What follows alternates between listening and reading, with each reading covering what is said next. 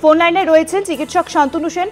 শান্তনুদা, আপনার নামে রাজ্য মেডিকেল কলেজের তরফ থেকে চার্জশিট জমা দেওয়া হয়েছে। এফআরসিপি গ্লাসগো লিখতেন এবং তারপর সেই নিয়ে এবার চার্জশিট জমা পড়েছে, এই নিয়ে আপনার প্রতিক্রিয়া?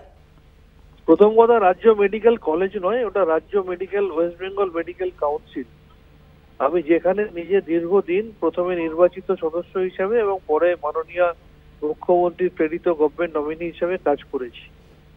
উদ্দেশ্য প্রণোদিতভাবে ব্যক্তিগত স্বার্থ চরিতার্থ করার জন্য এবং ব্যক্তিগত শত্রুতার কারণে আমার সাথে যে অনৈতিকভাবে কাজ করা হচ্ছে, সেটা আমাকে যখন পেনাল এথিক্যাল কমিটিতে ডাকা হয়েছিল, আমি তথ্য প্রমাণ সমেত সেটা প্রমাণ করে দিয়ে এসেছি।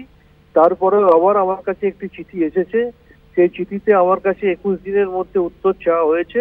21 দিন তো দূরের কথা, আমি 2-4 দিনের মধ্যেই আবার যথাযথ উত্তর দিয়ে তথ্য প্রমাণ দিয়ে প্রমাণ করব যে ছত্রে ছত্রে ওয়েস্ট বেঙ্গল মেডিকেল কাউন্সিল অনৈতিক, অসাংবিধানিক, অবৈধ, অগণতান্ত্রিক কাজ করে আমার সাথে ব্যক্তিগত শত্রুতার কারণে, ব্যক্তিগত আক্রোশবশত আমার সাথে এই ধরনের কাজগুলো করছে এবং আমি কোনো বেনিয়ম করিনি, আমি কোনো অন্যায় করিনি। আবার প্রমাণ করে দিয়ে আসবো এবং তারপরেও তারা যদি না থামে, আমি উচ্চতর কর্তৃপক্ষের কাছে যাব এবং তারপরেও যদি বিচার না পাই, আমার জন্য আদালতের দ্বার খোলা আছে।